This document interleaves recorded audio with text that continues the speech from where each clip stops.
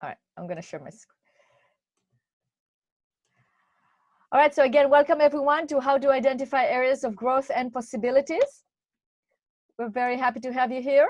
Here is some general information of how the webinar is going to work. So first of all, I'd like you to identify the chat box at the bottom of your screen. So go ahead and look at the chat box and say something to us. You can say hello, you can say your name, you can say where you're from. Okay, so here we have Bill says hi. Hi, Bill. Hello from Nashville. Okay, that's great. Hey, Jill. Okay, hi, everyone. All right. Hello. Good. Tennessee and oh wow, Oh, Nashville. I'm flattered. that's great. Very good. Thanks for joining us. Yes. And then there is also a Q&A box at the bottom of the screen. And if you check that box, if you look at that box, you will be able to enter the questions that you have for us.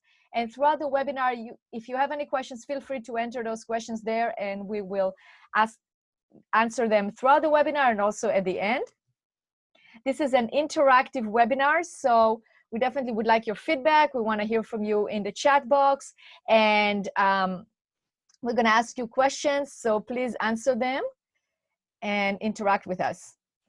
And at the end, we're going to send you a survey. We would like to hear your feedback. And if you would like an appointment with either one of us, there is a box there to check for a free consultation. And this is also going to be on your survey and a free consultation, as I mentioned. Very good. So now we're going to introduce ourselves. So my name is Adi, and I'm a process consultant. I specialize in process improvement and documenting processes and procedures for businesses. And Mark? Hey guys, my name is Mark Savage. I own Cornerstone Web Studio. We're a marketing agency out here in Portland, Oregon, helping small businesses grow. I am Brandy Henry, and I help business owners either do and learn how to do their own social media, or also for some businesses, do their social media entirely for them. Excellent. So our objective for you today is that you walk out of this webinar with specific action items that you can take in order to improve your business, identify areas of growth and possibilities. The agenda for today, we are going to start with identifying strengths and opportunities for the business. Then we're going to go into making sure your business is an option for potential customers. And then how to pick up one social media platform and do it really well. So I'm going to start with the first part, then we're going to move over to Mark and then Brandy. And at the end, we're going to leave time for questions and answers. And we're going to also let you know how you can work with us.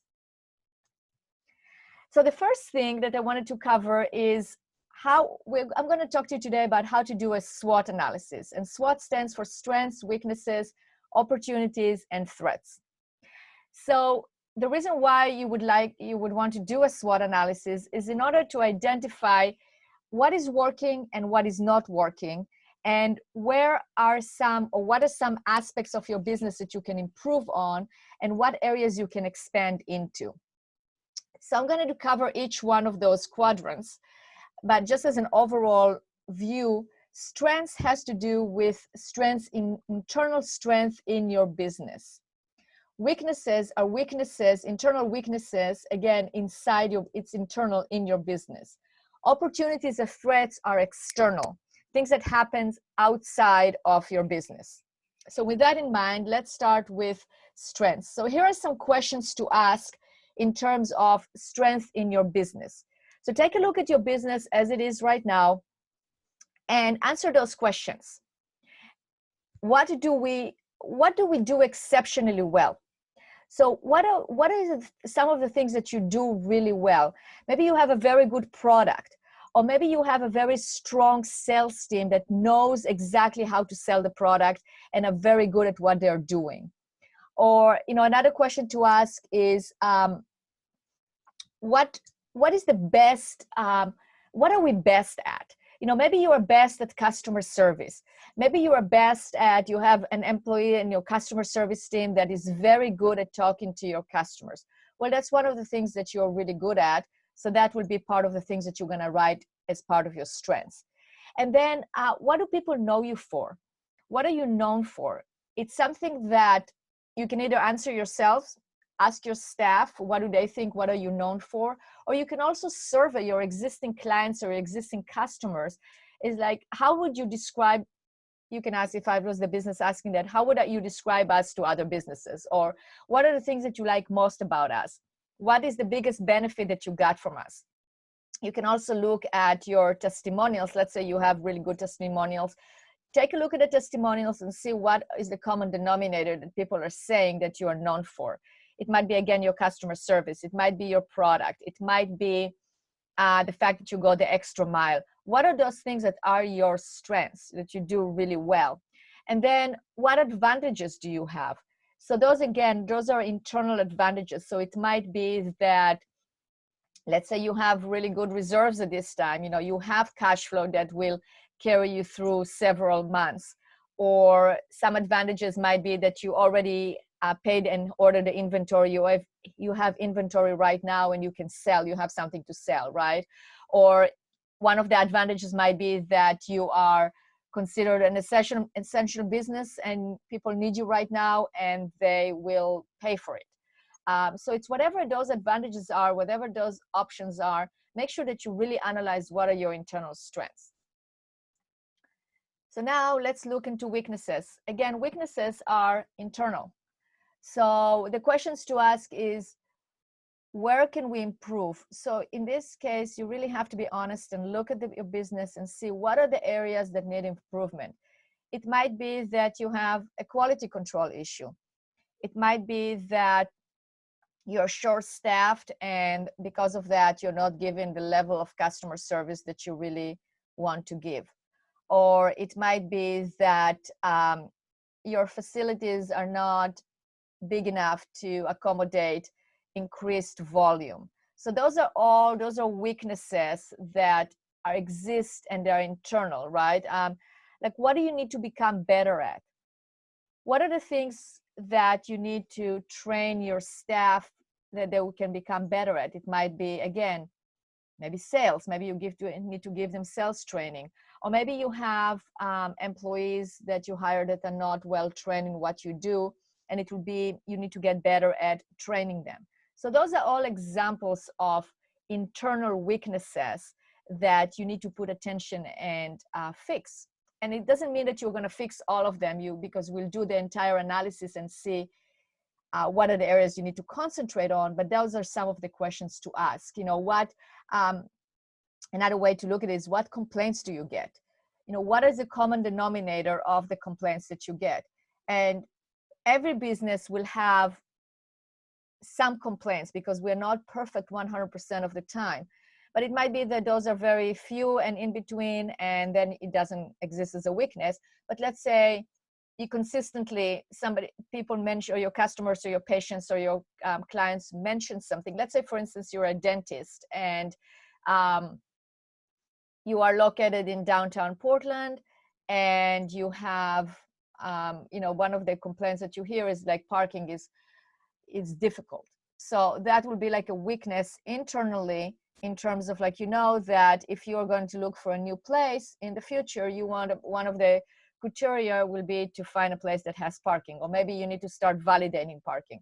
But that's going into solutions. Right now, we're looking at the weaknesses.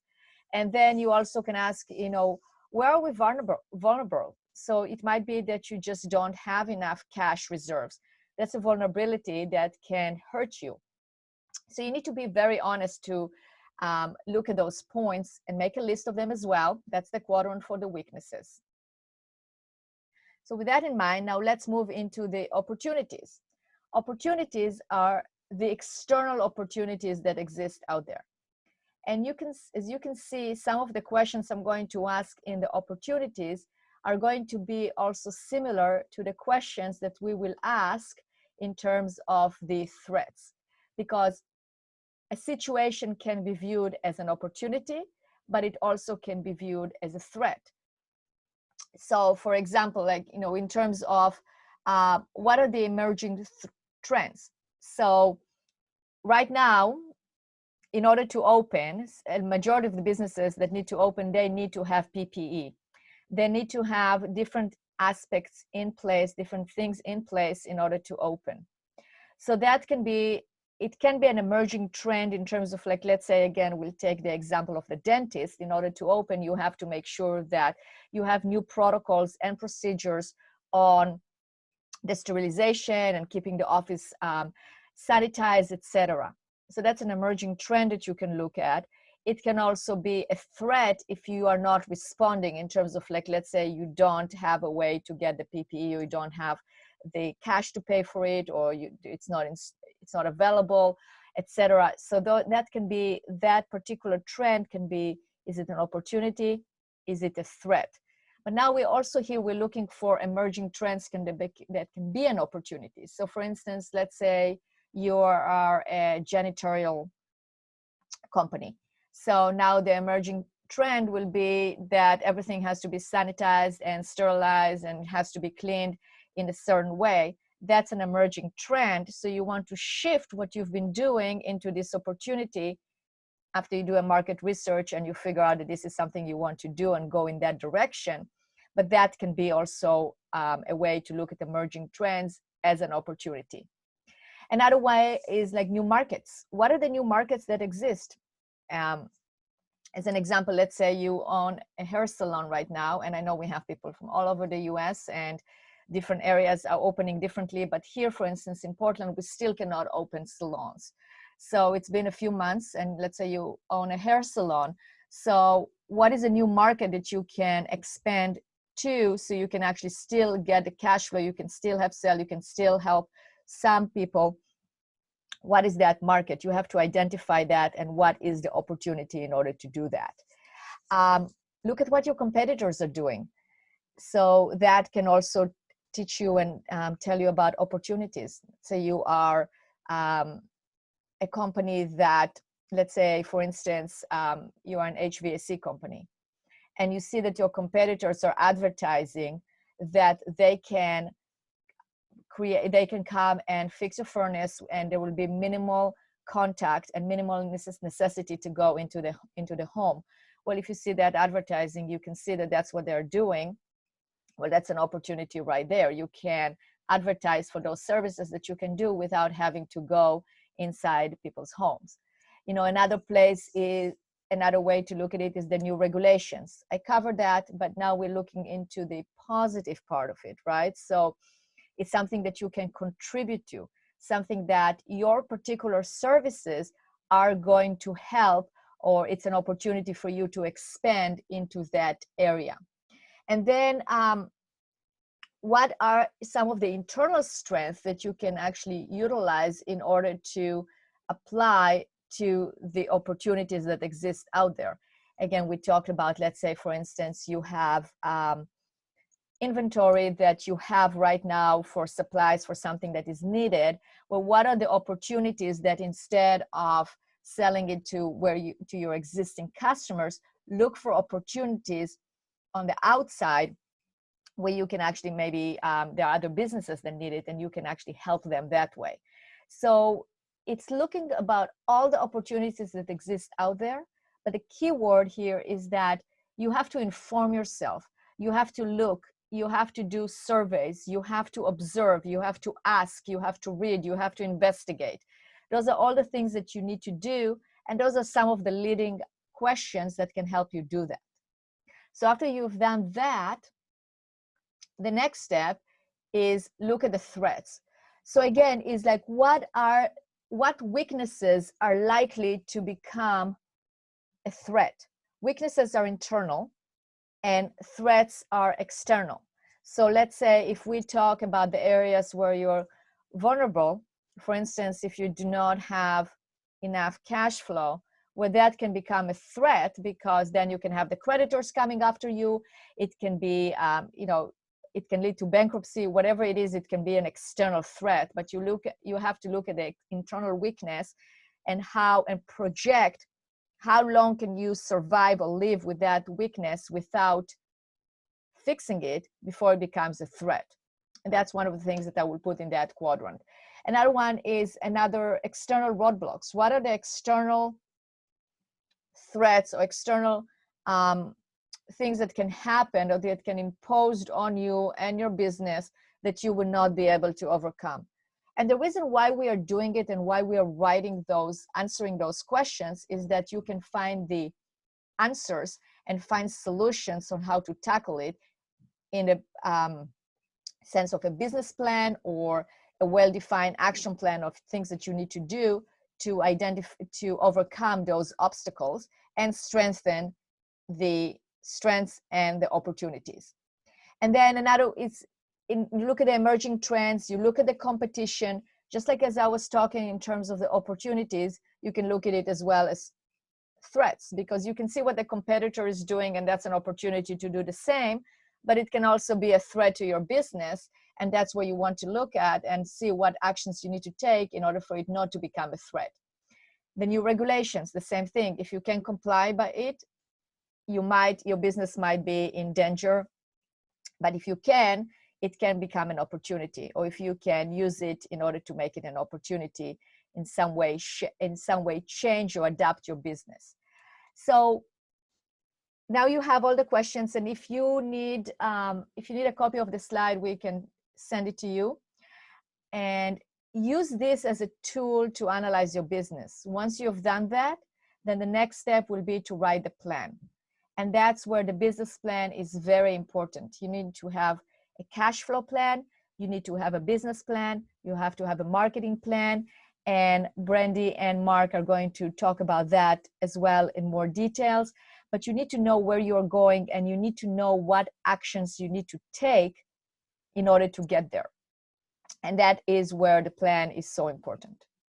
So with that, I'm going to pass it over to Mark, and he's going to discuss more how to analyze the point of finding your strengths and how to strengthen it so you can actually do better marketing actions.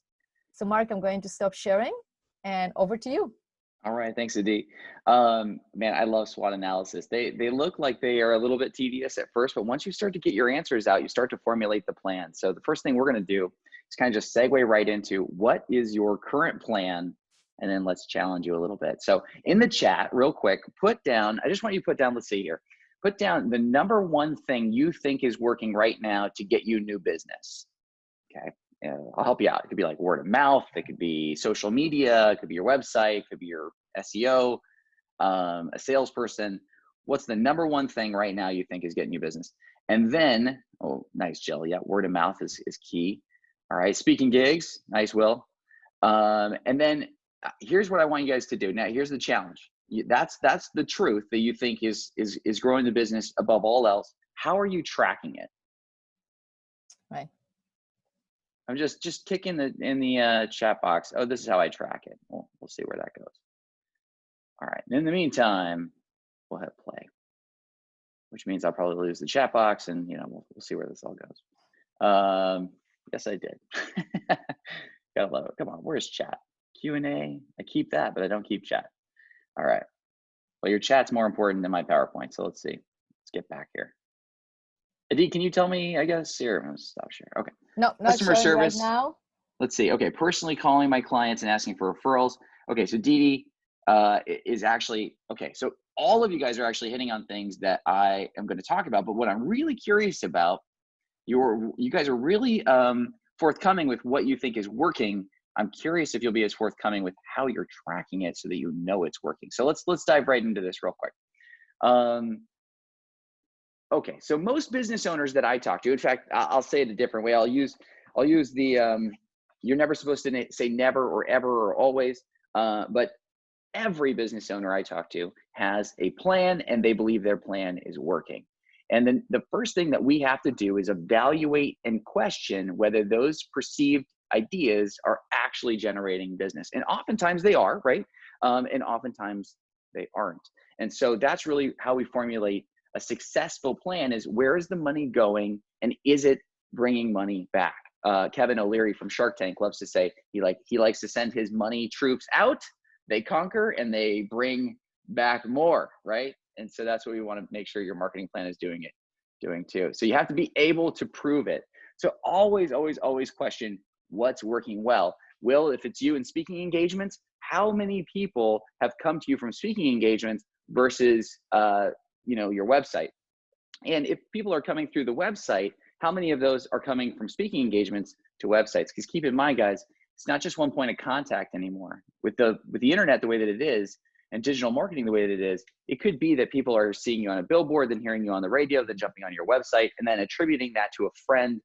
And so you've got Jill saying it's word of mouth. Really, it was all the things that she was doing. So we need to find a way to track that back. So my recommendation is this. Obviously, on a simple level, you can always ask where clients found you, but you might want to expound on that and just ask, hey, at what point after you found me did it click and you decided I was the person that you wanted to work with?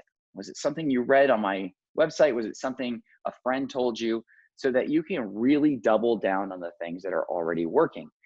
The second thing I want to talk to you guys about is having bad blind dates. Now, I know half of you are probably having PTSD right now. I know I am.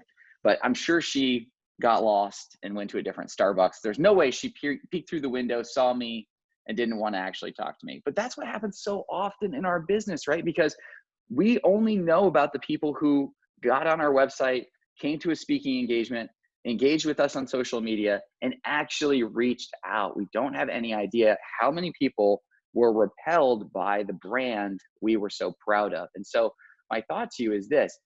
Don't just take stock in what is coming in, also be able to track what's not coming in, right? So does your brand actually resonate positively? Here's a great example. I was recently given a referral to a guy who is incredibly intelligent, but in my world, if somebody doesn't have a really nice looking website, it's hard to refer to them because I'm a creative web designer, right? And that's a lot of our business. And so if I'm going to send somebody over to this developer to do very unique work for them, they're also going to want to know that they pay as much creative attention to their website as possible. So there's a very, positive conversation, but I had to tell them, hey, we need to get your website updated before we can start to send people to it, or it will reflect badly. So if I hadn't had that conversation, they would have never known that they were going to miss out on a lot of work from Cornerstone simply because of a factor that didn't really matter. It wasn't, it didn't change their work ethic or the quality of their work, but it was a stumbling block that they only removed after knowing about it. So find out what those stumbling blocks are so you're not having bad blind dates you don't know about. The other thing that we have to do is we have to take time to scout before we hunt. As a kid, caveat to all you other Oregonians on the call, I've never killed anything in my life, but I loved going hunting with my grandfather, right? There's just something about black coffee when it's really, really cold out. But the one thing we would do is we'd always go scouting before we'd go hunting. And I always look forward to those like camping trips basically. But the gist was we'd go out and we'd try to find out where all the deer were. Never really understood the concept because animals move around. And so, but that's a conversation for a different channel, I guess. But we always scout before we hunt because you need to identify where your audience is before you start to put your attention there and your money. And as business owners, we know that that's a very limited, both of those are very limited buckets for us. We don't have a lot of time. We don't have infinite money to just spread around. So definitely make sure that you identify what your goals are, where your audience is, and then go after it all the way. I want to give you a quick example. This is kind of, going with the whole COVID thing and thinking out of the box.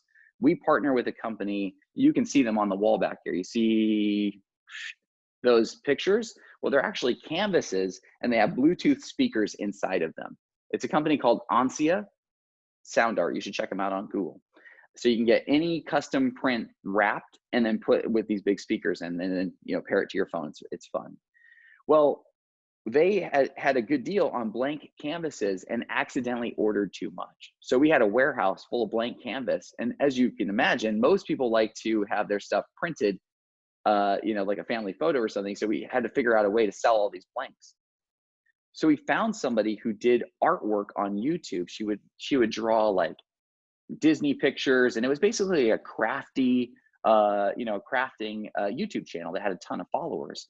So we partnered with her. She drew on the blank canvases and painted on the blank canvases, And then we sold them to her audience. So we found out where our audience was, which was actually her audience. We contacted the influencer, and next thing you know, we were selling blank canvases more than we were selling actually finished product canvases. So the profit margin was actually greater. And because we found the audience, it became a viable way to do business. So it's just, when you, like Adi said, find out what those strengths and weaknesses are, but definitely find out what the opportunities are so you can use your strengths to capitalize on them. Another thing I would say is just being an SEO guy. I had to mention SEO in here somewhere, right? This is something easy you can do. I would recommend that you write down the top 10 ways you think people are going to search for you. That might be your services. That might be questions they would ask about your services. But if you were searching for you, what would you type into Google to find out, right? Very logical idea. And then just type those things into Google and start going down page 1. If you're not there, go down page 2. If you're not there, go down page 3, etc. And try to find out where you rank. Now, there are ways through Google Analytics to do this, but I'm just trying to keep it simple so you could do this on the fly. And then if you find that you're not ranking on page 1, because, the best place to hide a dead body is page 2 of Google, because, we've got to be on page 1 or you basically don't exist. So it's time to write specifically tailored content towards that particular audience so that when they're searching, you're actually an option. I used to tell clients all the time, and it's always fun to look at their face when you say, I want people to maybe not choose you as a business, right? And they're like, what do you mean? Like, I'm paying you so that people will choose me as a business. The idea of somebody not choosing you still means you're an option, right? That's the goal. The goal isn't, you're not going to win 100% of people. We already know that. We're resigned to knowing that. But if you're not an option for 100% of people, then you will get 0%. So your goal isn't to get 100% of everybody who sees you to love you. Your goal is to show yourself to 100% of people, right? And that is how you will grow your new business. And here's the deal. Obviously, as you move out and as you grow and you look for scalable opportunities, you're going to start tapping out, right? There's only so much word of mouth you're going to do. There's only so much SEO can provide. And so as you grow the company, you're going to want to move into other scalable ideas. I would just say this, as you move into things you don't know about, do the research, find an expert that you can trust, one who maybe even knows that you're coming to them for consultation, not to sell, so that you're getting 100% unbiased advice. Make sure they know their stuff and they're honest with you no matter what the outcome is. That way you can take that advice, you can ask the questions, almost like a be your own doctor kind of situation. So that when you start to toe into radio and you've never been on the radio, they should tell you, hey, it's going to take you some consistency here. Well, what does that consistency look like? Well, we won't really know if this is working for you until after you spend $15,000 over the next 6 months. Well, I only have 6. Then don't do radio yet, because in order to make it work, you're going to need to spend 15 just to see if it was a viable idea. If you spend 6 and give up, you'll never know. Direct mail, if you only have enough money to send out 1 piece of direct mail, don't do it. The stats show you need to send out at least 3 to the same people. You're going to get more on your 3rd drop than you ever will on your first 2 combined. So that's just what the statistics show. So find an expert that will share that stuff with you and then level with you. If you don't have the budget to do something all the way, then some of these concepts you don't want to toe into, because it could be awesome for your business. Adi, you and I partnered with Lloyd back in the day to do direct mail. He's still doing it because it worked so well. But if he had only had the money to invest in one neighborhood and then gave up, he would have never seen the benefits of that ROI long term. So just make sure you're ready for it and make sure you're getting great advice there. Guys, let's go through a quick list of just a couple of thoughts on where you can find new business, and then I'll turn it over to Brandy for social media. A few places you can focus on right now. Here's just like my top 10 favorites. First off, referral groups. Networking groups tend to be the lowest cost per acquisition of new clients, period. If you get into the right networking group, it will pay in dividends. I mean, we're all part of BNI. That's what we chose to do. Not all BNI groups were created equal. Make sure you hunt around to find those groups of serious entrepreneurs who are there to benefit you. We have a saying in BNI, it's giver's gain, right? The more we give, the more we expect to receive. So make sure you find the right networking groups, but I highly recommend if you're not in a referral networking group right now, man, do the research. BNI is a great place to start for that. The next place is network with your competitors. What we call these frenemies, right? When and it's funny, it's kind of counterintuitive. You think, hey, this is the guy I'm trying to beat in business, not establish an overflow relationship with. But at the end of the day, you take this painting company that we work with in Oregon City. They have a crew of 3. They don't expect to grow much more than that. They have a great life. They have enough work, but oftentimes that work overflows. They don't want to say no to it. So what they've done is they've established a relationship in the same city that they're in for overflow. And guess what? It works both ways. So when Blue Star Painting is got overflow work, they give it over to Brent Hofer. When Brent Hofer's got overflow work, they give it over to Blue Star. And together they thrive. So they're still competitors, but they have this nice established frenemy relationship. The next thing is, instead of partnering with your competitors, think about those complementary businesses around you and establish partnerships with them. By the way, all 3, the reason I lump these things together is because during COVID-19, we had this really interesting situation going on where most people aren't as busy as they were 3 months ago. And they're thinking the same way that you are. How do I get innovative and establish relationships with people that will help me start strong once this thing is over? If like for me, we've partnered with Brandy over at Engaging on Social Media. We have a payroll company that we do this stuff with. So all of these different business services, videography, etc., we partner with, and then we can share business with one another. I love offering incentives to new customers. If you're in a position to do that, or if you have inventory that you're trying to get rid of, you can push that. This is a huge one. A lot of us will get new customers, go through, they had a great experience, and then we're worried about new business. So they're no longer what we're worried about. Make sure that you always stay in touch with your previous customers. MailChimp is a great way to do that. Hitting them up on email, or obviously staying consistent on social media, which Brandy's going to talk about here right after I'm done. And but the point is that make sure you continue. They're family, right? You brought them in, you've given them a great experience. There's no reason, don't leave them behind. Continue to engage with them. And like Jill said, it's going to turn into word of mouth advertising for you, for their friends and family, for referrals, but it will also come back around if you have one of those services where you might be able to help the same person twice. Now, of course, this one's near and dear to my website, so I left it very simple, and I won't go off on this because I know it's Brandy's turn, but improve your website. Here's the thing. A lot of people have really crappy websites. You probably are thinking, you know a few of these, like the Thai restaurant down the street, and you never, ever in 5 years of living in the neighborhood ordered anything different because they still haven't put their menu on their website. We all know these people. Guys, make sure you're not one of them. Make sure that your website has a clear, consistent message that is a call to action to get someone to work with you. It establishes trust, and it gives your contact information the way you want to be contacted: text, phone, email, etc. Clearly, all the time, always visible. Even as they scroll down, it should be fixed at the top so they can always have your phone number without searching for it. Make sure that your website is improved. One way you can do this, you don't need a professional. Just go to your mother-in-law, go to your sister-in-law, go to the least tech-savvy person you know, have them jump on your website and say, hey, at a glance, do you know what I do for a living? Without reading anything, do you get the gist of what I do for a living? Would you want to, would this be enough, this representation of my business, would this be enough to actually sell you? If they say no, it's back to the drawing board, and we can help with that.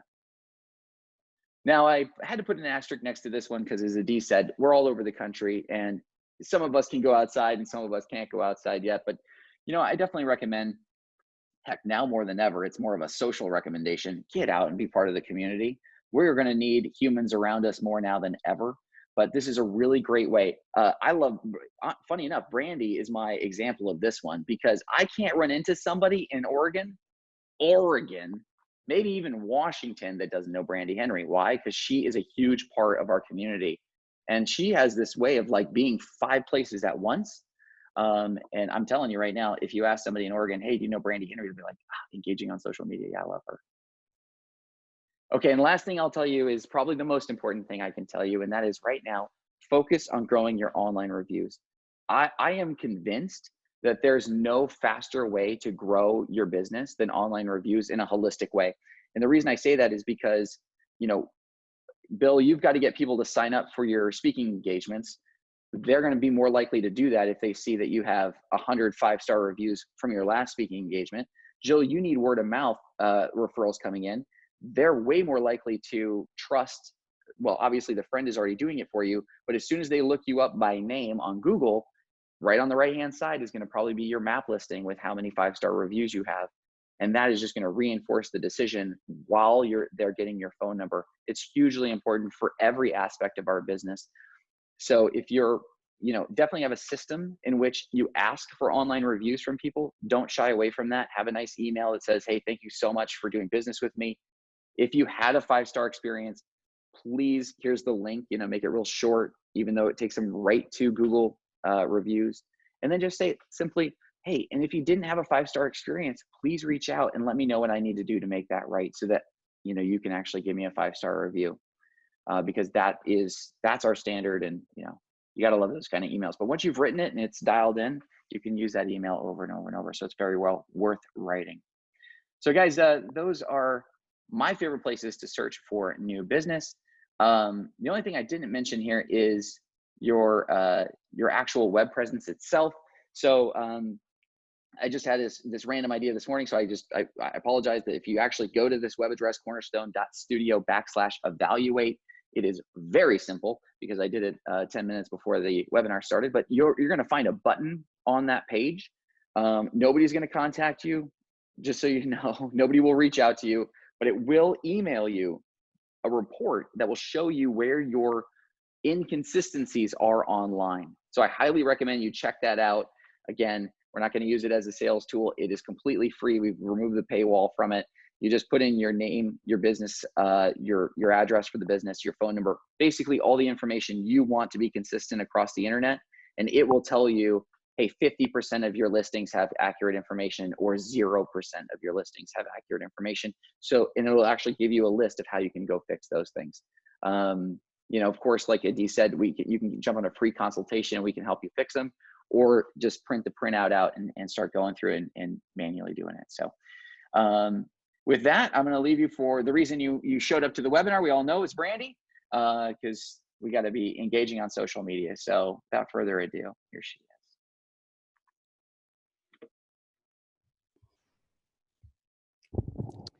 Thank you very much, Mark. I appreciate your kind words, and you too are also great to work with. All right, I'm going to switch over into presentation mode. Hint, hint, Canva is a great place to make slide decks. So I like, obviously, I do actually like social media, and it's okay if you are now starting to question my character. I get it. And social media to me is a place where I get to connect with people around the world. However, most of us are looking for business that might be closer to home. And that gets us to wondering, why should I be on social media then? Well, you can still be really effective with a local business strategy, because social media, all the platforms know exactly where you live, and they know where everyone else lives. And that helps us get in front of more people that are in our area. So with that, let's talk about how to pick one social media platform and do it really well, and why. So why one can be enough. You get to know and use it well by focusing on one platform. As we know, all the platforms have different features, slightly different lingo, different ways to navigate. You know, sometimes you open the platform and you go grab the video and bring it in, or sometimes you get the video and then you upload it to the platform, and all of those things can be a little tricky. I mean, they're definitely something we can all learn, but the better we get to know one platform, the more we get to know those quirky things, those ins and outs that we often want to say, how did you do that? How did you do that? And when we spend that time on that one platform, we get to know it better, we get to use it better, we get more efficient, and that platform rewards you for being there. It puts you in front of more people, you're also in front of your people, and that kind of that synergistic way of working is really beneficial to you and your time management, right? So social media can take up a lot of time, and by focusing on one platform, doing it well can help manage that time. And then people, AKA potential customers and future clients, learn that they can find you there. You can be the professional that is answering those questions, providing helpful information, could be fun, and reminds everyone of events. If you're on Facebook, if you've ever worked with me or been to one of my webinars, I really push getting into groups, those neighborhood groups. Most of us know of Oregon Chit Chat, there's Canby Now, there's Happy Valley, there's all of these cities or neighborhoods within cities, larger cities, have their own Facebook groups. And if you're in them and you're active, you get to be known as the one who people think of. For some reason, once we get into a group, we suddenly trust everybody there more. And there are good and, pros and cons to that trust for sure. But I think for the most part, there are more pros. And by being there and being a resource, you're proving to people that you are an expert in your field, that you're available, that you will answer questions, and that basically you exist and your business is there. And that is a huge plus. So I do encourage you to get involved in those groups. LinkedIn has groups, Facebook has groups, etc. All right. How to pick the one right platform. I like to quote right because just like when a client asks me, what's the best time to post? And I say, when you get it done. And why is that?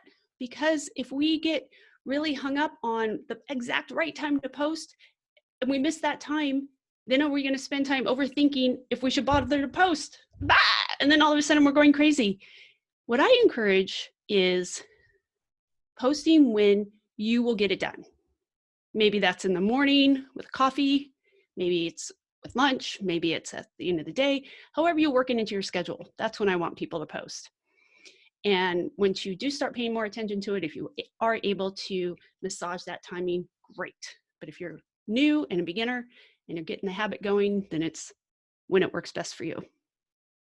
Okay, so how to pick the right one. This is not a trick question. I want you to pick the one you're willing to stay on and stick with. That might be Instagram because you enjoy it and love it and the pictures and the people it's just a positive place. It might be Facebook because you already know it so well and you have 4,900 friends that you can invite to go like your new page or join a group. Or maybe it is LinkedIn because it just feels so much more structured and we're there for business, it's clear and it's on task. Or maybe you're going to really be the one that takes advantage of Nextdoor. I'm waiting for more people to really take advantage of Nextdoor. And that could be your place, especially if you're a contractor. And those are my 4 favorite platforms. You might have another one where you're already quite busy or more active. Whatever that one is, that's where I want you to start and focus. You can always fold in another one later, as long as you're willing to learn that one too. So whichever one you're already most comfortable with and you're willing to stick with. So which platforms are, like I was talking about, learning new skills, but don't dismay. Those will come naturally. You'll get to know those quirks of the platform. You know, if you're starting a Facebook groups you would think would be a little more intuitive of what feature to click on and off when you're what I call the bowels of Facebook, all those things that you have to know how to set up on the admin side. You'll get it because you're there and you're doing it. All right. And unless you're running a time-limited special, turn off your push-through notifications. How dare somebody who does social media say that? Yes, it's true. I do not want Facebook pinging you every time something happens on Facebook or LinkedIn or all the other platforms. Why? Because you have a business to run. I want you to go in to those platforms, check on what's happening, engage with people, answer questions, give kudos to other people. And then what do I want you to do? I want you to turn that off. Yes, Bill, they're very distracting. 100%. turn off those push through notifications. Every now and then, which platform is it? I don't know. LinkedIn, all of them, even on my laptop, it's like, do you want notifications? No, I don't. I don't want notifications. The only notifications I want on my phone are when my phone rings and I get a text. That's it. That's works for me. Now, what if I were running a special and I had ad money going in and I had done some launches and some webinars, and that would be different, of course. I want all those notifications coming through. And then what would happen once that special was done running? Turn those notifications off and focus on the people who had responded and took advantage of it, and give them good customer service instead of this thing pinging at me all the time. So we got to focus on our business, and we got to know when to be on social media and when to turn it off. All right. Oh, this word, schedule. Part of getting something done and being consistent with it is to schedule it, to have a system. And part of that is getting that calendar out. If you're a Google Calendar person like I am, you're finding that 15 to 30-minute slot twice, a couple times a week. And what do you do with it? You click repeat. When do you use it? Repeat every week. And then it reminds you. I love those. I should say, those are another thing I get pinged with. I do get my Google reminders, and that's a good thing. You want that on your calendar so that it happens. And just like any other thing in our business that we know we need to get done and we find a way to do it, or as an adult with taking care of our teeth or taking care of our eyes or anything, we just gotta crank through it, get it done, and pretty soon it becomes part of what we're doing, part of how we run our business. And we find that it's not so bad and it's not so hard, and we might even enjoy that social media platform. I won't force you to enjoy it, and you don't have to lie to me, but if you're gonna be there and you're consistent with it, you might find that you do start to enjoy it. All right, so there's the calendar part. And the reminders, we all need reminders. I do like my Google push through notifications. I get that 10-minute reminder. That is really helpful to me. Whatever helpful tool it is for you is what I'd like for you to use. And of course, this applies to more than social media. I think I need like a foghorn to make sure I've kept up my bookkeeping, like something loud and in my ear. But for you, what will work for you as a reminder? That's part of your system for getting your social media done. Most of the time when I'm talking to somebody, a social media strategy or doesn't succeed because of a lack of a strategy and also a lack of having a system. Having that system in place, which is the calendar, the reminders, and really getting it done, making it part of your business and how you find new people to help. Because if they don't know that you're out there, if they don't know you exist, if they don't know that you're potentially there to help them with something, that's not good. You are all experts in what you do, and you are good at what you do. We want people to know you're available. And one of the greatest things about social media is that you can do that for free. You can do that with your content and how you engage and being part of those groups. And so set those reminders. We don't need to be reminded about our mileage right now. That's so true. That's so true. All right. What else happens when you pick one platform and you do it well? Well, you build a community because you're there and you're showing up. When you start to build that community, I want you to make a list of all the previous clients and people you've helped, whether they paid you or you helped them through something like this, a webinar or a presentation or a speech, something you gave them value. And invite them to like and follow your page or connect if it's LinkedIn, or follow and hopefully they'll follow you back on Instagram. And what about all your current suppliers? Right? So I like to give the example of somebody who built a gorgeous deck for somebody's home. They've got the lumber yard they ought to be connected with. Where did they get all of, maybe I don't know if that lumber yard provided the stain or not. Where did they get that stain? Was it a local shop? Where did they get, maybe they brought in a contractor or two to help them because the job was bigger than maybe their current staff or team. What about their bookkeeper? What about all these people that help support that business to run. What about that homeowner? Or dare I say, if they needed to get a permit, oh, wouldn't that be interesting if contractors started thanking the permit office? I don't know if it'd ever be seen.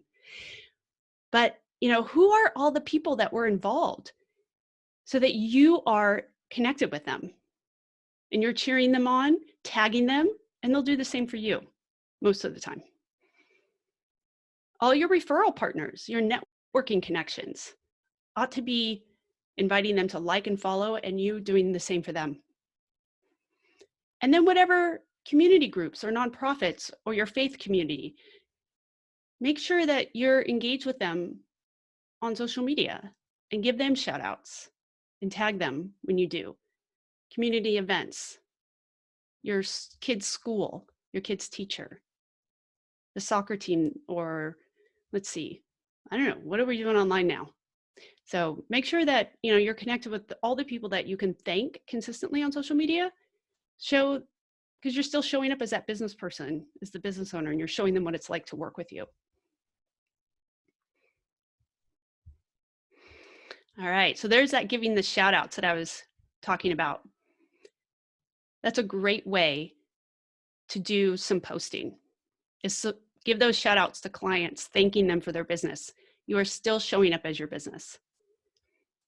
Give those shout outs to the people who helped you finish a project. Those are the suppliers. And then celebrate, recognize the birthdays and the graduations, the days, holidays. You could have a lot of fun with this. You could celebrate Donut Day. And there's some other really kind of crazy days on the calendar.